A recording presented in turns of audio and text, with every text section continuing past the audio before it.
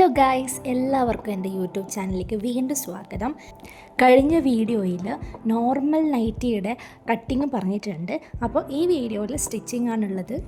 ആദ്യം തന്നെ ബാക്ക് നെക്കാണ് സ്റ്റിച്ച് ചെയ്യുന്നത്. അതിന് വേണ്ടിയിട്ട് കട്ട് ചെയ്ത് വെച്ച ക്രോസ് പീസ് എടുക്കാം. ക്രോസ് പീസ് നമുക്ക് അറ്റാച്ച് ചെയ്ത് സ്റ്റിച്ച് ചെയ്യണം. അതായത് പല പല പീസായിട്ടാണല്ലോ ക്രോസ് പീസ് ഇരിക്കുന്നത്. അതിന് മൊത്തത്തിലൊന്ന് അറ്റാച്ച് ചെയ്ത് ഒരൊറ്റ പീസായിട്ട് എടുക്കണം. അപ്പോൾ അതിന് വേണ്ടിയിട്ട് ഇതുപോലെ ആദ്യം 2 പീസ് ക്രോസ് പീസ് എടുക്കുക. അതിൻ്റെ അറ്റങ്ങൾ എക്സ് ഷേപ്പ് വരുന്ന രീതിയിൽ ഇതുപോലെ ക്രോസ് ആയിട്ട് വെച്ച് കൊടുക്കുക. അതിനുശേഷം ഈ 2 അറ്റങ്ങളെ തമ്മിൽ സ്റ്റിച്ച് ചെയ്ത് കൊടുക്കുകയാണ് വേണ്ടത്. അപ്പോൾ അതിന് വേണ്ടിയിട്ട് ആദ്യം മാർക്ക് ചെയ്ത് കൊടുക്കുക. അതിനുശേഷം അതിൻ്റെ മുകളിൽ സ്റ്റിച്ച് ചെയ്ത് കൊടുത്ത് വെച്ചാൽ മതി. ഇങ്ങനെ ഓരോന്നിൻ്റെയും അറ്റങ്ങൾ കൂട്ടി കൂട്ടി വെച്ച് സ്റ്റിച്ച് ചെയ്യുമ്പോൾ ശ്രദ്ധിക്കേണ്ട കാര്യം നല്ല വശവും ചേർത്ത് വെച്ചുകൊണ്ടായിരിക്കണം സ്റ്റിച്ച് ചെയ്യേണ്ടത്.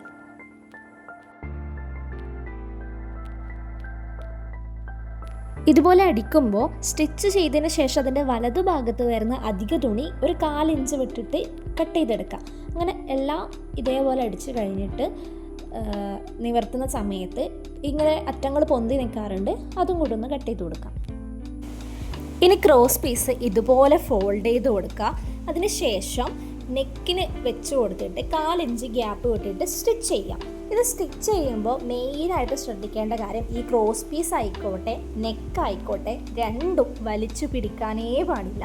ഇത് കറക്റ്റായിട്ട് വെച്ചിട്ട് വലിക്കാതെ വേണം, ഫ്രീ ആയിട്ട് വിട്ടിട്ട് വേണം ഇതുപോലെ 1/4 ഇഞ്ച് വിട്ടിട്ട് സ്റ്റിച്ച് ചെയ്തെടുക്കാൻ. വലിച്ചു കഴിഞ്ഞാൽ ഏതെങ്കിലും ഒന്ന് വലിച്ചാൽ 2 വലിച്ച് കഴിഞ്ഞാലും മറിച്ചിട്ട് അടിക്കുന്ന സമയത്ത് നെക്കിനൊരു പെർഫെക്ഷൻ കിട്ടില്ല.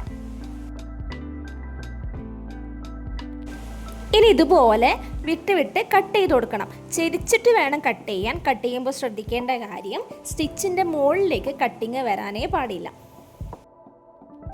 സ്റ്റിച്ച് ചെയ്ത് കഴിഞ്ഞാൽ ഇതുപോലെ കിട്ടും. അപ്പോൾ ഈ ഒരു ഫോൾഡിങ് വരുന്ന ഈ ഒരു ഭാഗം നൈറ്റി പീസിൻ്റെ മോശം വശത്തേക്ക്, അതായത് ഉള്ളിലേക്ക് മടക്കിയിട്ട് സ്റ്റിച്ച് ചെയ്ത് കൊടുക്കാം. 1/4 ഇഞ്ച് ഗ്യാപ്പ് വിട്ടിട്ട് വേണം സ്റ്റിച്ച് ചെയ്ത് കൊടുക്കാൻ വേണ്ടിയിട്ട്.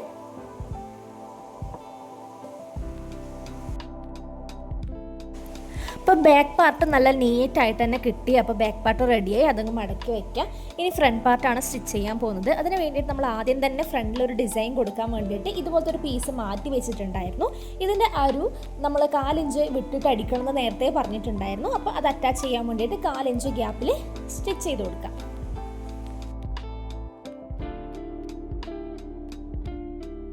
അതിനുശേഷം മറിച്ചിട്ടിട്ട് നല്ല വശത്ത് നിന്ന് ഇതുപോലെ പതിച്ചടിച്ചു കൊടുക്കാം.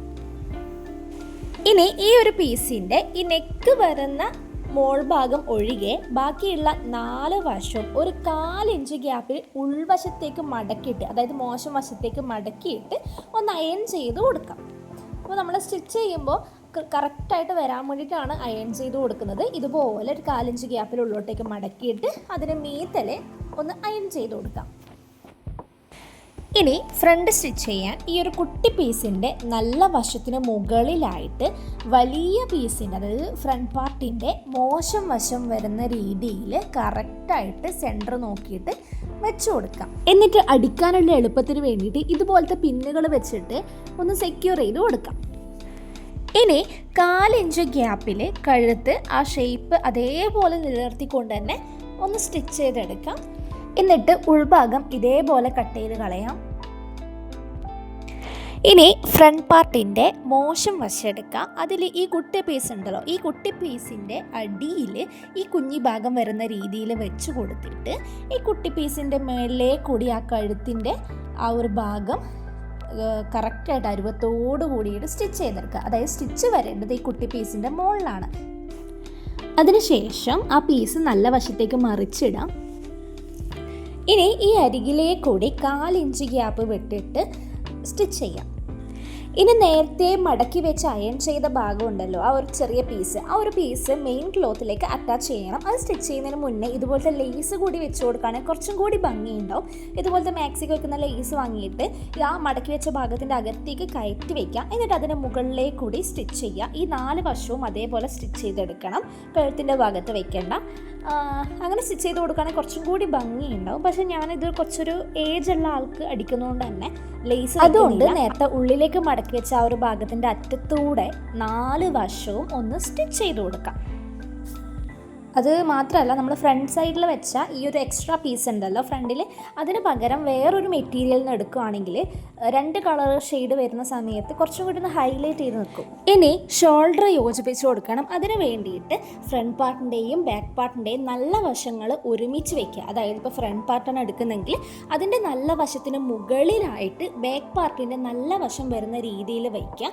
എന്നിട്ട് ഇതുപോലെ 1/2 ഇഞ്ച് ഗ്യാപ്പ് വിട്ടിട്ട് മാർക്ക് ചെയ്ത് കൊടുത്തിട്ട് അതിൽ കൂടെ സ്റ്റിച്ച് ചെയ്ത് കൊടുക്കാം.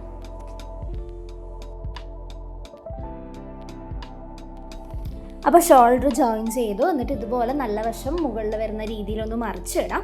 ഇനി സ്ലീവ് അറ്റാച്ച് ചെയ്ത് കൊടുക്കുകയാണ് വേണ്ടത്. ഇതുപോലെ ഒരു വശത്തെ സ്ലീവ് എടുത്തു. എന്നിട്ട് നേരത്തെ ഷോൾഡർ ജോയിൻ ചെയ്തതിൻ്റെ സെൻറ്ററും അതുപോലെ തന്നെ കട്ട് ചെയ്ത് വെച്ച സ്ലീവിൻ്റെ സെൻറ്ററും ഒരേപോലെ വരുന്ന രീതിയിൽ വെച്ച് കൊടുത്തു. അതായത് നല്ല വശത്തിന് മുകളിൽ നല്ല വശം വരുന്ന രീതിയിൽ വെച്ച് കൊടുത്തിട്ട് 1/2 ഇഞ്ച് ഗ്യാപ്പ് വിട്ടിട്ട് സെൻറ്റർ മുതൽ അറ്റം വരെ 2 സൈഡും അടിച്ചു കൊടുക്കാം. അങ്ങനെ ഒരു സ്ലീവ് ചെയ്ത് കഴിഞ്ഞിട്ട് മറ്റേ സ്ലീവ് അതേപോലെ അടിച്ചു കൊടുക്കാം. അപ്പോൾ സ്റ്റിച്ചിങ്ങിൻ്റെ അവസാന ഭാഗത്തെത്തി. ഇനി സൈഡ് തമ്മിൽ യോജിപ്പിച്ച് കൊടുക്കേ വേണ്ടൂ. അതിന് വേണ്ടിയിട്ട് ഇതേപോലെ മുകൾ മുതൽ താഴെ വരെ കറക്റ്റായിട്ട് വെച്ച് കൊടുത്തിട്ട് ലെവൽ ചെയ്ത് കൊടുക്കാം. ഒരേപോലെ ആക്കി കൊടുത്ത ശേഷമാണ് ഇനി നമ്മുടെ ഷേപ്പ് മാർക്ക് ചെയ്യുന്നത്. ഇനി ഷേപ്പ് മാർക്ക് ചെയ്യണം. അപ്പോൾ ആദ്യം നമ്മൾ എടുത്ത അളവിൽ നിന്ന് തയ്യൽ തുമ്പ് കുറച്ചിട്ടുള്ള ഭാഗം മാർക്ക് ചെയ്ത് കൊടുക്കാം.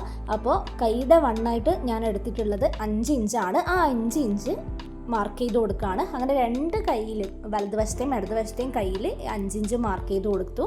ഇനി അതുപോലെ തന്നെ ചെസ്റ്റ് മാർക്ക് ചെയ്യാം.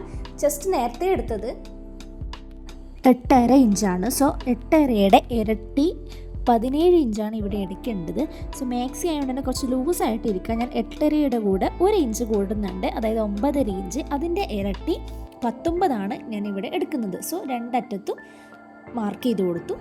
ഇനി വേസ്റ്റ് അല്ലെങ്കിൽ അരവണ്ണാണ് മാർക്ക് ചെയ്യേണ്ടത്. സോ നേരത്തെ അടയാളപ്പെടുത്തിയതിൻ്റെ മാർക്കിംഗ് ഇവിടെ ഉണ്ട്. സോ അവിടെ വെച്ചിട്ട് അടയാളപ്പെടുത്താം. അപ്പോൾ അരവണ്ണായിട്ട് ഞാൻ എടുത്തത് 8 ഇഞ്ചാണ്. അതിൻ്റെ കൂടെ 1 ഇഞ്ച് ചേർത്ത് 9 ഇഞ്ച് എടുക്കുന്നു. അപ്പോൾ 9 ഇഞ്ചിൻ്റെ ഇരട്ടി 18 ഇഞ്ചാണ് ഇവിടെ വയ്ക്കുന്നത്. എന്നിട്ട് 2 അറ്റവും നേരത്തെ ചെയ്ത പോലെ തന്നെ മാർക്ക് ചെയ്തു. ഇനി ഇതുപോലെ മാർക്കിങ്സ് ഒക്കെ ഒന്ന് കണക്ട് ചെയ്ത് കൊടുക്കുക. ഇതുപോലെ വരച്ചു കൊടുക്കുക. നമ്മളിപ്പം അടയാളപ്പെടുത്തിയത് വരെ 2 അറ്റവും ഒരേപോലെ ചെയ്ത് കൊടുക്കാം.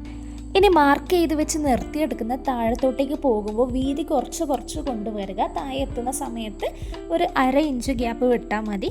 താഴത്തോളം 1/2 ഇഞ്ച് ഗ്യാപ്പിൽ തന്നെ ഫുള്ളായിട്ട് മാർക്ക് ചെയ്ത് കൊടുത്തിട്ട് അതിന് മുകളിൽ സ്റ്റിച്ച് ചെയ്യാണ് വേണ്ടത്.